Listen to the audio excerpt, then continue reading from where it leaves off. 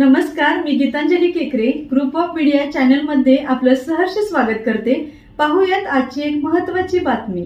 पन्हाळा तालुक्यातील माले इथे बनावट दागिने विकणाऱ्या 2 महिलांना कोडोली पोलिसांनी ताब्यात घेतले असून ही घटना सोमवार दिनांक 5 मे 2024 रोजी घडली होती।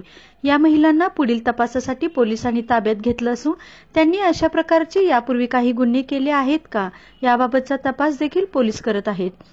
सोमवारी दुपारी पन्हाळा तालुक्यातील माले इथल्या चौगले गल्लीमध्ये 2 महिला आपले सावध शोधत फिरत होत्या।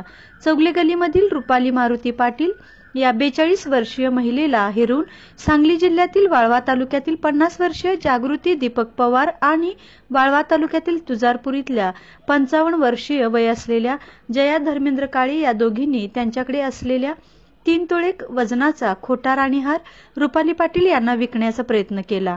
रुपाली पाटील यांना याबाबत शंका आली असता त्यांनी घरच्यांच्या मार्फत कोडोली पोलिसांना माहिती देऊन या महिलांना पोलिसांच्या ताब्यात दिले आहे। या दोघींची यापूर्वी काही गुन्हेगारी पार्श्वभूमी आहे का, त्यांनी अशा प्रकारचे काही गुन्हे यापूर्वी केले आहेत का याबाबतचा तपास आता कोडोली पोलीस करत आहेत।